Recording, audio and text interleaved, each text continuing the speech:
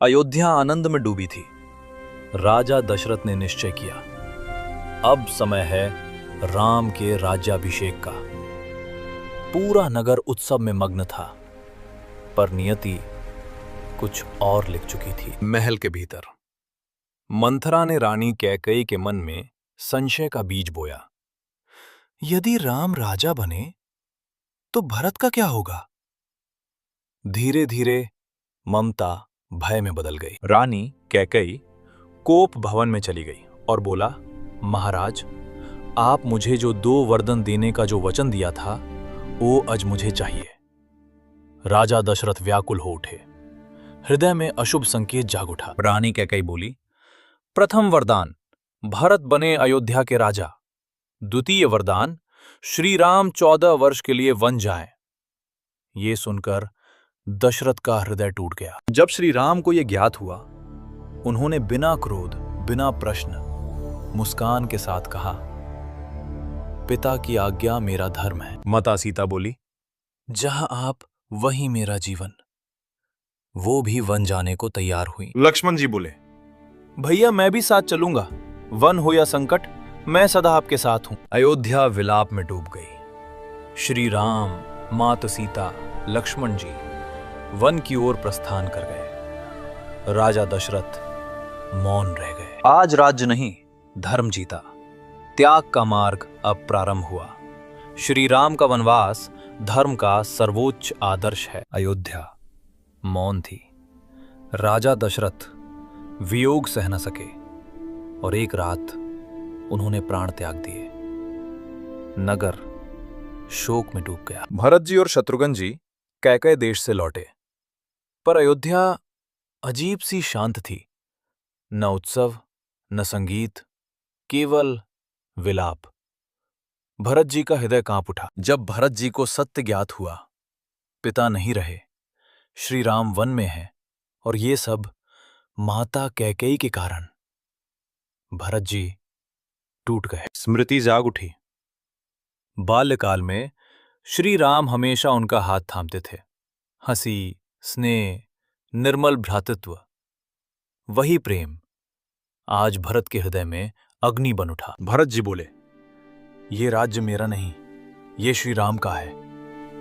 उन्होंने निर्णय लिया वन जाकर अपने प्रभु को लौटाने का। भरत जी चित्रकूट पहुंचे।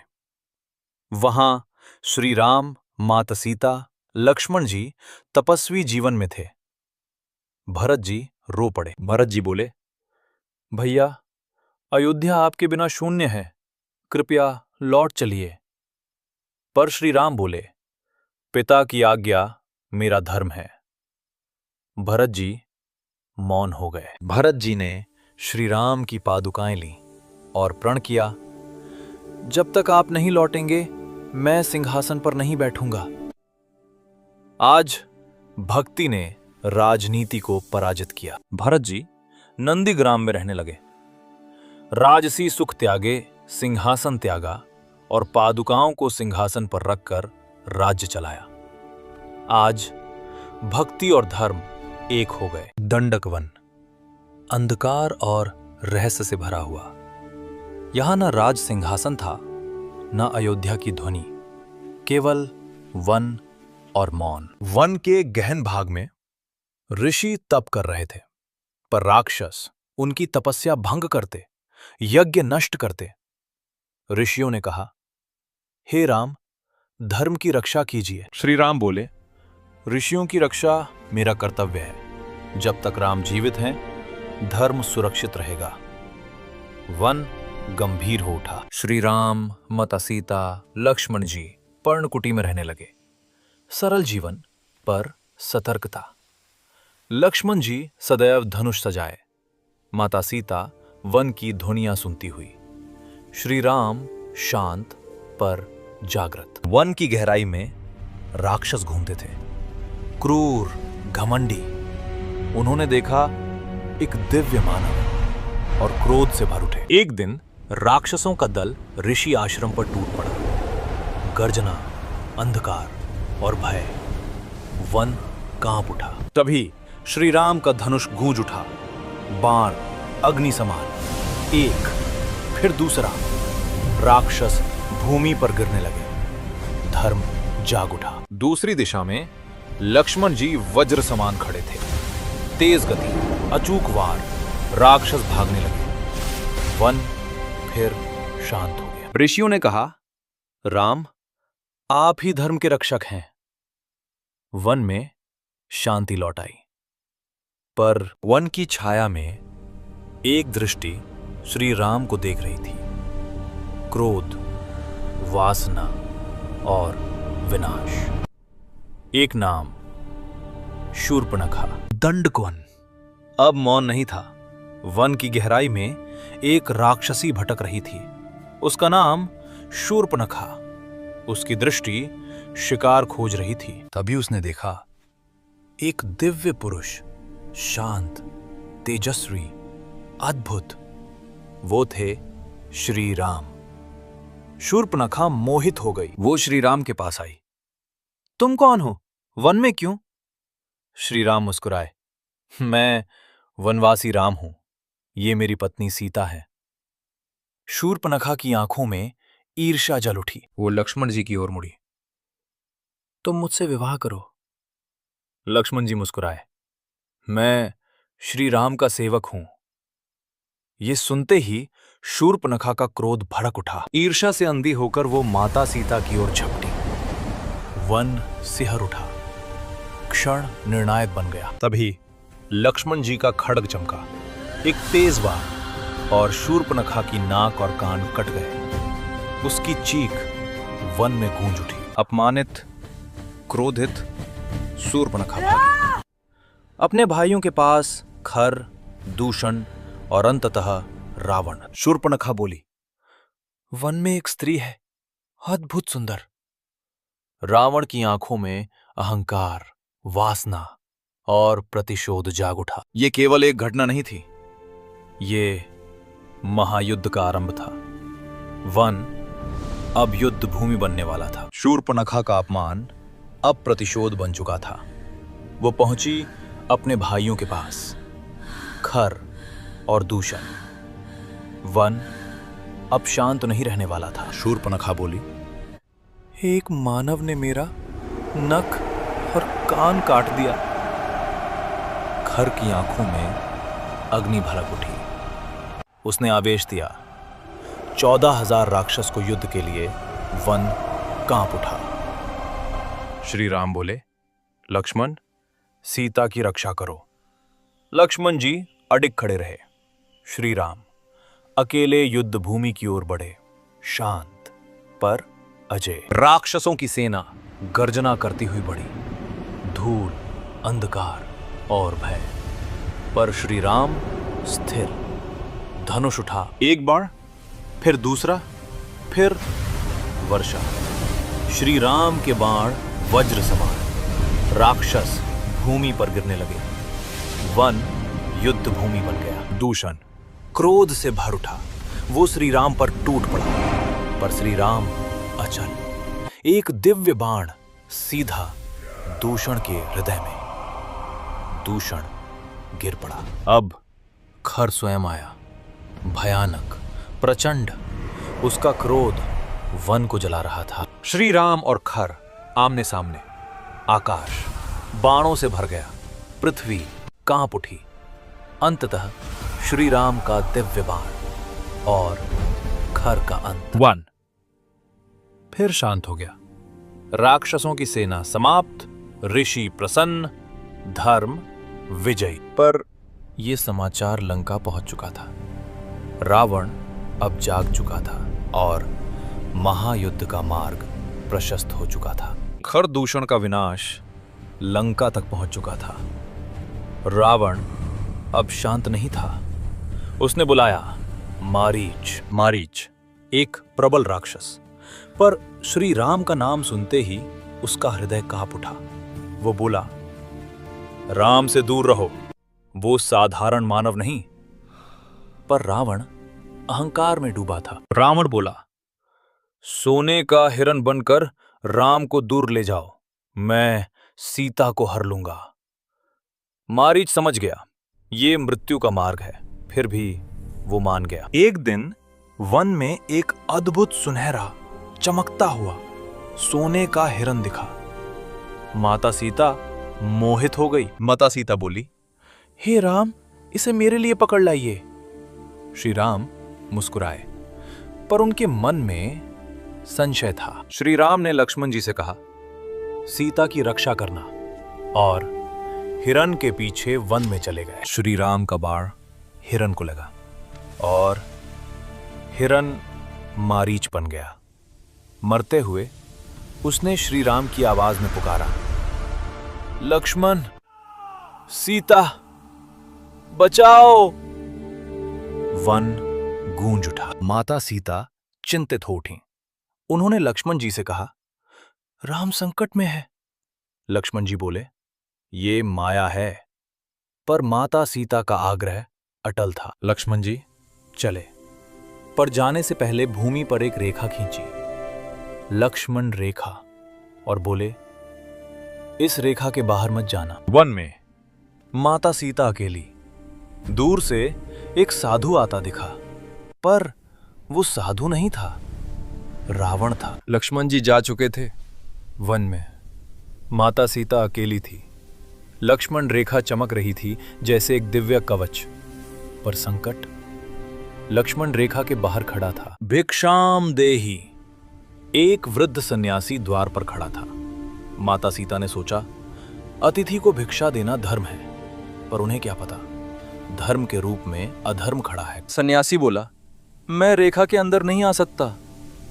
माता सीता ने एक पल के लिए सोचा, फिर लक्ष्मण रेखा पार कर दी, और उसी क्षण वन की हवा बदल गई। वृद्ध सन्यासी का रूप बदलने लगा, और सामने था दशानन रावण। तेज, अहंकार, अंधकार। उसकी हंसी वन में गूंज उठी। रावण बोला, मैं लंका का राजा हूं, मेरे साथ चलो। माता सीता ने दृढ़ता से कहा, मैं श्री राम की पत्नी हूं, मेरे हृदय में केवल राम है। रावण ने अपना रथ बुलाया, बल से माता सीता को उठा लिया। हे राम, हे लक्ष्मण। उनकी पुकार आकाश तक पहुंची। वन का हर वृक्ष जैसे रो उठा। आकाश से एक महापक्षी उतरा, जटायु, दशरथ का मित्र। उसने रावण का रथ रोका और बोला, अधर्म को आगे नहीं बढ़ने दूंगा। भयानक युद्ध शुरू हुआ। जटायु ने रथ तोड़ दिया, रावण को घायल किया, पर रावण प्रबल था।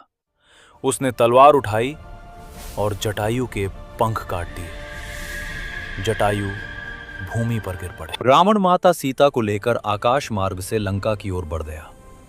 माता सीता ने अपने आभूषण नीचे गिरा दिए, जैसे आशा के संकेत। भविष्य में ये आभूषण राम सेना को दिशा दर्शन देगा। श्री राम लौट कर आए। आश्रम सूना था। सीता, सीता, कोई उत्तर नहीं। लक्ष्मण जी भी लौट आए।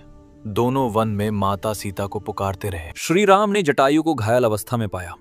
जटायु ने कहा, रावण, लंका, और प्राण त्याग दिए। श्री राम की आंखों में आंसू आ गए। अब ये केवल खोज नहीं, ये प्रतिज्ञा है। धर्म का अपमान हुआ है और लंका अब विनाश की ओर बढ़ेगी। वन शांत था, पर श्री राम का हृदय टूट चुका था।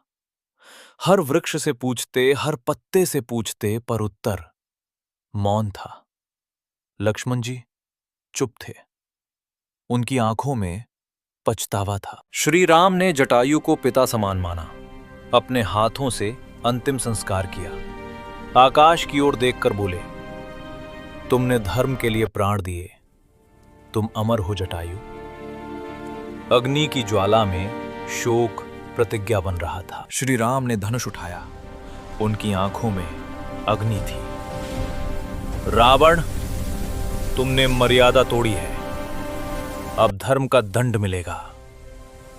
प्रकृति कांप उठी। श्री राम और लक्ष्मण जी वन के हर कोने में खोजते रहे। टूटे फूल, घसीटने के निशान, गिरे हुए आभूषण, हर संकेत माता सीता का था। हर संकेत श्री राम के संकल्प को और प्रबल बना रहा था। अचानक एक भयानक आकृति, कबंध, बिना गर्दन, विशाल शरीर, लंबी भुजाएं, उसने श्री राम और लक्ष्मण जी को पकड़ने का प्रयास किया। युद्ध हुआ। श्री राम ने उसका वध किया। मृत्यु से पहले कबंध बोला, ऋष्यमूक पर्वत सुग्रीव, वो तुम्हारी सहायता करेगा। श्री राम ने लक्ष्मण जी की ओर देखा। ये संकेत है, अब ये केवल खोज नहीं, युद्ध का मार्ग है। वन की हवा बदल गई। एक नई यात्रा शुरू हुई। शोक अब शक्ति बन चुका है। दर्द अब प्रतिज्ञा है। अब श्री राम अकेले नहीं रहेंगे। आने वाले हैं सुग्रीव, जय हनुमान, वानर सेना और लंका का महायुद्ध। वन की गहराइयों में एक छोटी सी कुटिया, वहां रहती थी भक्त शबरी। वर्षों से प्रतीक्षा में हर दिन आंगन सजाती, फूल बिछाती, फल संजोती, केवल एक विश्वास, मेरे राम आएंगे। वन मार्ग पर चलते हुए श्री राम और लक्ष्मण उस कुटिया तक पहुंचे। प्रभु आप आ गए। शबरी ने जैसे ही देखा, उनकी आंखों से आंसू बह निकले। वह क्षण भक्ति का था। शबरी ने फल प्रस्तुत किए। हर फल पहले स्वयं चखा, ताकि केवल सबसे मीठा फल श्री राम को दे सकें। लक्ष्मण जी चकित थे, पर श्री राम मुस्कुरा रहे थे। प्रेम से दिया हुआ सबसे पवित्र होता है। शबरी के नेत्रों में आनंद था। प्रभु मेरा जीवन सफल हो गया। श्री राम ने आशीर्वाद दिया और उसी क्षण शबरी का शरीर प्रकाश में विलीन हो गया। भक्ति मोक्ष बन गई। शबरी ने बताया था, ऋष्यमूक पर्वत सुग्रीव वह आपकी सहायता करेगा। समय आ गया है। दूर ऋष्यमूक पर्वत, हवा बदली, भाग्य बदला। यहीं से आरंभ होगा हनुमान जी का आगमन। भक्ति ने मार्ग दिखाया, प्रेम ने शक्ति दी। अब श्री राम मिलेंगे हनुमान जी से और आरंभ होगा लंका विजय का युग। ऋष्यमूक पर्वत ऊंचा, रहस्यमय, बादलों से घिरा हुआ। यहां छिपा था वानर राज सुग्रीव। सुग्रीव बोला, वाली मुझे जीवित नहीं छोड़ेगा। उसकी आंखों में डर था, पर उसके पास था एक मित्र, हनुमान जी। ये कोई साधारण वानर नहीं था। माता अंजना की तपस्या, पिता केसरी का पराक्रम और पवन देव का आशीर्वाद, इनसे जन्म हुआ हनुमान जी का। बालक हनुमान जी सूर्य को फल समझकर आकाश में उड़ चले। देवताओं ने दिया असीम बल, पर साथ ही एक श्राप कि वे अपनी शक्ति भूल जाएंगे जब तक कोई उन्हें याद ना दिलाए। शक्ति थी, पर समय की प्रतीक्षा भी। दूर पर्वत से सुग्रीव ने देखा, दो राजकुमार वन में प्रवेश कर रहे हैं, धनुषधारी, तेजस्वी। उसने सोचा, ये वाली के दूत तो नहीं है। भय फिर जागा। हनुमान जी ने शांत स्वर में कहा, मैं सत्य जानकर आता हूं। हनुमान जी ने ब्राह्मण का रूप धारण किया, विनम्रता से आगे बढ़े। हे राजकुमारों, आप कौन हैं? श्री राम शांत थे, लक्ष्मण जी सतर्क, पर श्री राम की दृष्टि क्षण भर में पहचान गई। श्री राम मुस्कुराए। हनुमान जी के शब्दों में विनम्रता थी, पर भीतर असीम तेज। लक्ष्मण जी ने कहा, हम अयोध्या के राजकुमार हैं। हनुमान जी का हृदय प्रभु की पहचान से भर उठा। वह झुक गए। प्रभु। उस क्षण भक्ति और भगवान का मिलन हुआ। हनुमान जी श्री राम को सुग्रीव के पास ले गए। दोनों के हृदय में पीड़ा थी। एक की पत्नी छिनी गई थी, दूसरा भाई के भय में जी रहा था। श्री राम बोले, आज से हम दोनों मित्र हैं। ऋष्यमूक पर्वत पर 3 आकृतियां खड़ी थीं, श्री राम, हनुमान जी, सुग्रीव। ये केवल मिलन नहीं था, ये इतिहास का मोड़ था। अब होगा वाली वध। भक्ति को मिल गई दिशा, शक्ति को मिल गया स्वामी। श्री राम और हनुमान जी का बंधन सनातन हो गया। यहीं से शुरू होती है विजय की यात्रा। ऋष्यमूक पर्वत की ऊंचाइयों पर सुग्रीव की आवाज कांप रही थी, प्रभु, बाली अजय है। उसकी आंखों में वर्षों का भय था। हनुमान जी शांत खड़े थे।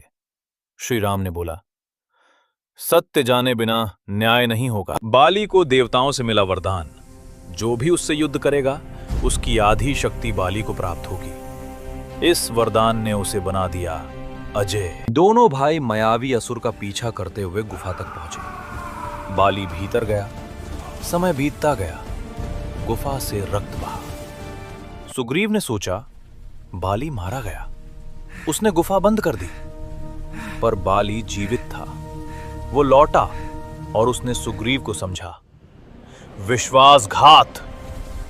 क्रोध ने उसे अंधा कर दिया। उसने सुग्रीव को राज्य से निकाला और उसकी पत्नी भी छीन ली। सुग्रीव की आंखों में आंसू थे। श्री राम बोले, अन्याय का अंत होगा। हनुमान जी ने नतमस्तक होकर सहमति दी। किष्किंधा नगरी। सुग्रीव ने बाली को ललकारा। धरती कांप उठी। दोनों समान बलवान श्री राम छाया से देख रहे थे, पर पहचान नहीं पाया कौन सुग्रीव या कौन बाली। सुग्रीव घायल हुआ और भाग गया। श्री राम बोले, अब भूल नहीं होगी। हनुमान जी ने सुग्रीव के गले में पुष्प माला डाली। पहचान निश्चित हुई। फिर से गर्जना, फिर से युद्ध। बाली और सुग्रीव टकराए। पर्वत कांप उठा। श्री राम ने धनुष ताना। तीर बिजली की तरह निकला और बाली के हृदय में जा धंसा। बाली ने पूछा, छिपकर वार क्यों? श्री राम बोले, राजधर्म में अन्याय का दंड आवश्यक है। भाई की पत्नी छीनना अधर्म है। बाली की क्रोध शांत हो गया। उसने अंगद को सुग्रीव को सौंपा और प्राण त्याग दिए। सुग्रीव का राज्याभिषेक हुआ। अब वानर सेना तैयार होगी। माता सीता की खोज आरंभ होगी। भाई गिरा, पर अधर्म गिरा उससे पहले। धर्म स्थिर रहा। अब आरंभ होगा श्री राम और हनुमान जी की महान यात्रा।